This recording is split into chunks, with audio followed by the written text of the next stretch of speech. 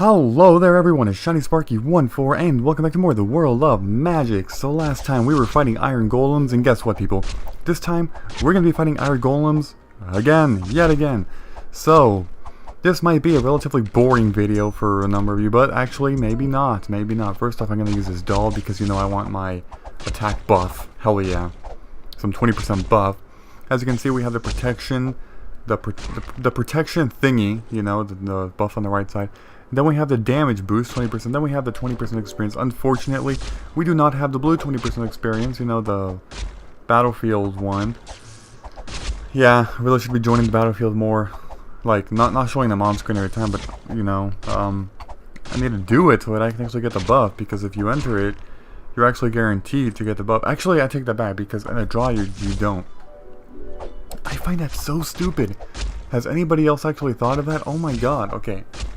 Here it is. If your team wins the battlefield, if your side wins, obviously if you're in the battlefield, you get the buff, and if you were online when you were off the battlefield, but, you know, online for your faction, then you get it too. If your side loses the battlefield, then only the people who were in each of the battlefields, now treasure 1, 2, 3, 4, and 5, which means 11 times 5 treasures, 55 people at the most, will be getting the buff on your side. However, everybody else on your faction does not get it, you know, if they were online but not on the battlefield. But then the third scenario, a draw. What I find really dumb about this is that if you get a draw, okay, obviously it makes sense that nobody outside the battlefield should get that. I get that. But the people inside the battlefield should be getting it. They don't get the buff. It's happened before. It's ridiculous. How the hell do you get the buff if you lose? You know, the people in the battlefield. Let's see, okay, on the battlefield, Sarah's wins. I get the buff still because I participated in the battlefield. Okay, alright, you know. However, if it's a tie, you don't get it. And I'm there. I'm sitting in there. And I'm looking at. This doesn't make any sense. I don't know what the hell comes with this on. A draw is better than a loss. Yes, it's not as good as a win, but it's better than a loss. It doesn't matter, because if you lose the battlefield, you still get it. That means that if it's a draw, something better than a loss, because that means overall your team put more effort than a loss. You should get it. Obviously. I'm not arguing for the people outside. I still think the people outside the battlefield should not get the buff if you get a draw. But if you're in the damn battlefield and you just put a hell of a good fight, much better than you getting a loss, you know, you got a draw, you should be getting it. It makes absolutely no sense why that. I don't know. I really can't see a logical argument as to why the hell you don't get it. The buff. Okay, can someone say why you don't get it? I don't really see it. I don't. I really just don't. Oh my god. Because I mean, if somebody were to argue for the other side and say, "Oh, it's because a draw is not as good as a win," that doesn't make any sense. That's not a good argument, because it doesn't matter that a draw is not as good as a win, because you're still getting the buff when it's a loss, a scenario which is worse than a draw, correct? So yeah, obviously I get that it's not a win, and because it's not a win, I think that a draw should not give the buff to people outside the battlefield on your faction. You know, the win should, because, you know, it's a win, it's the best of the three. A draw is the middle point, and a loss is the worst point. Yet you get more benefits from the damn loss. I don't know. It's weird. It really is. You know what? I'm just going to stop talking about it. Oh, I got a wing frills treasure. Oh yeah, there's my wand. Yeah. I briefly showed it, I think, in one of the last 2 videos or 3 videos. It's not worth a lot, don't worry. That thing dropped from Desert Ambush. I mean, not Desert Desert Assassin. Oh my god. Yeah, I think I did show it in the Battlefield video, and then I said I was going to talk about it a bit. But yeah, that dropped from a Desert Assassin. Where it dropped, when it dropped, I was like, oh my god, you gotta be kidding me. This thing's gonna be at least 500,000. At least. Then I look in the Black Trader for wands of that one, you know, that have similar stats or even better, identical stats. And they're selling for 80,000 to 100,000 at the most. I'm like, really? God damn it. How does it drop this late in the game? A really rare drop, a Wand of Tranquility from Desert Assassin. How is it worth that little? You gotta be kidding me. Oh my god. I mean, Desert Rupa's bows are worth significantly more, I'm guessing, because it's the next big step in bows. You know, people go from the hunter bow all the way to Desruba's bow. They try to skip the horn bow and the battle bow, and the winged wing too, unless you're going to be a camper. But yeah, you know, the winged wing is obviously very good, much better than the hunter bow, but it's very expensive. That's the problem, which is why people really only try to use it for being a Battlefield 4 camper. It makes sense, you know, it really does.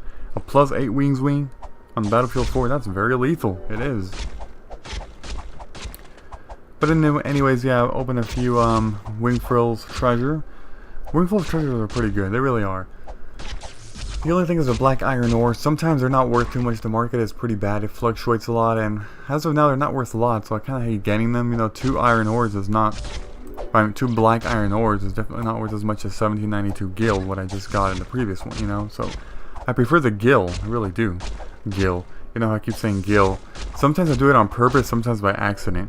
I mean, I'm just saying it because, to me, gil is because I played Final Fantasy a lot. Final Fantasy is a very big part of my video gaming whatever, you know, so which is why in most games I now call it gil, not just on recordings but even off screen. When I talk to people, I'm like, oh yeah, and I had that much gil, and people are like, what?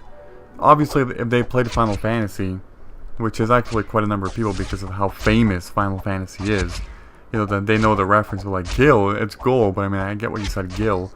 I mean, come on, it's perhaps the most famous, perhaps the most famous RPG series ever in the history of video games. It's really great. I'm LPing Final Fantasy 1. It's not the strongest title. I mean, it is a remake, but even a remake can only do so much, okay?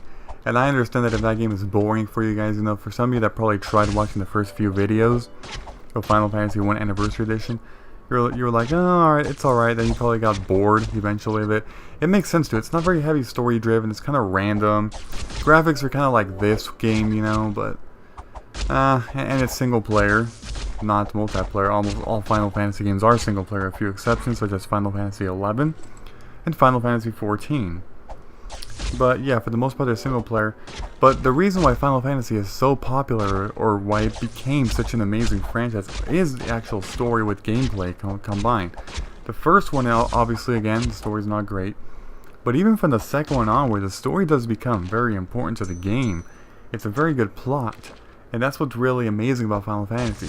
And then another good thing, eventually, even later, the graphics. The graphics are something that really drive up Final Fantasy games up there, especially the full motion videos. Again, if you were trying to give Final Fantasy a shot, because I know I talked about it a lot, if you were trying to give that franchise a shot, you know, it's like, oh, RPG series, I need to try this out because I like World of Magic. So you probably watched a few videos from Final Fantasy 1, and you were like, it's not that great, it's overrated or whatever. I'll just say this, don't judge the entire franchise by just playing or watching Final Fantasy 1, okay? As of now, there's up to Final Fantasy 14. Final Fantasy 15 has actually been announced. It will be coming soon for the PS4 and Xbox One. But there's also other games such as Final Fantasy Crystal Chronicles, Final Fantasy Tactics, Final Fantasy... what the hell is it called? I don't know, something else. A lot of spin-offs. So again, don't just judge the whole franchise by watching or playing that game, because it gets better. Trust me, it does. The games really do get very amazing, very addicting, I must say. Very addicting. As I was saying a number of videos ago, I actually recently bought Final Fantasy IX, and it is a spectacular game. The story, the full motion videos, the gameplay, the whole character development, progression, it's great. The battle system is great too. It's all amazing. It really is, and I like it a lot. And not just that game, but I mean, Final Fantasy X to me seems like it's definitely one of my favorite games of all time. Definitely. I think there are so many elements to Final Fantasy X that are really great.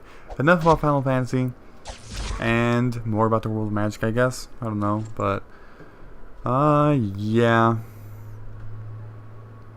Alrighty, so the buff was running out. You probably saw it flashing on the screen right before the cut, but yeah, I cut. 72 gold. Yeah, so as I was saying, I mean, I'm pretty sure you guys already know, Iron Golems. Next time, we're not going to be fighting Iron Golems. I mean, come on. I'm not going to do 3 videos in a row of that. That just makes no sense whatsoever. But I will tell you one thing. I'm working on a Battlefield camper. I really am. let me just tell you, it's hard. It's hard to make a good camper. You need a lot. I'll just tell you what I'm going for. I am currently making a Battlefield Treasure 1 camper. Treasure 1 campers are the easiest because they don't require as much time invested in them. Going to level 11 doesn't take as much time, and all of their drops are a lot cheaper than later campers. For example, if you try to make a freaking Battlefield 4 camper, that's ridiculous because you need to go all the way up to level 34 first of all, which is already a pain in the butt. And then you have to be getting a bunch of you have to be rich to get a bunch of expensive things. It's really a nightmare. But for Battlefield Treasure 1, it's different. Let me just tell you what I have. I have sturdy leather armor. Oh, by the way, it's a warrior. I'm not going to say what server yet. I don't want to say that, so I'll just keep that a secret for now. But yeah, okay. I have sturdy leather armor. +4. All my armor's +4. Not +5 because I don't have the money right now to be gambling. I will enchant them to danger points later. Sturdy leather armor, 13 HP +4. Whoopa scale helmet, +4, 2 strength. What's the other one? Gloves, leather gloves, with 2 HP, +4. Leather gloves surprisingly are the best gloves you can have for Battlefield 1 because you can't get mittens, they're level 12, and you can't get sturdy leather gloves, they're level 13. So you don't have much of a variety. You have to get those not sturdy leather. You have to get the leather gloves because that's really your best option. There really is not a variety. But anyways, yeah. That. Then I have +4 boots of speed, 5% speed. And +4 round shield. What's his fire resist? I think 6 or 7.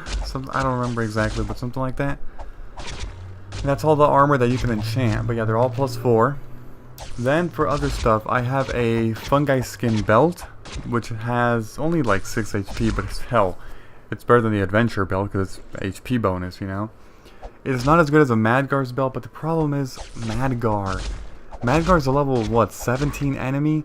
Killing him at level 11 is a nightmare, okay? I can't do it. Even if someone else were to do it, the item is soulbound, so I don't see how it's very possible to kill Madgar and get his stuff. Because you need to kill Madgar, and I mean, being 6 levels under him, while not being able to have sturdy leather gloves to give you hit rate, is, oh my god, I just don't know how you can do it. I don't have any hit rate. I don't. Yeah. But anyways, that's my belt. And then for the other stuff, necklace. I have a soccer ball necklace, which has 15 HP. I don't care about the poison resist. I have 0 poison resist. Initially, I was going for a Raven necklace, but then I failed and realized that Raven necklace can only be used by level 14 or higher. Yeah, soccer ball necklace or sparkling necklace are the best ones, I would say. But yeah, that's that.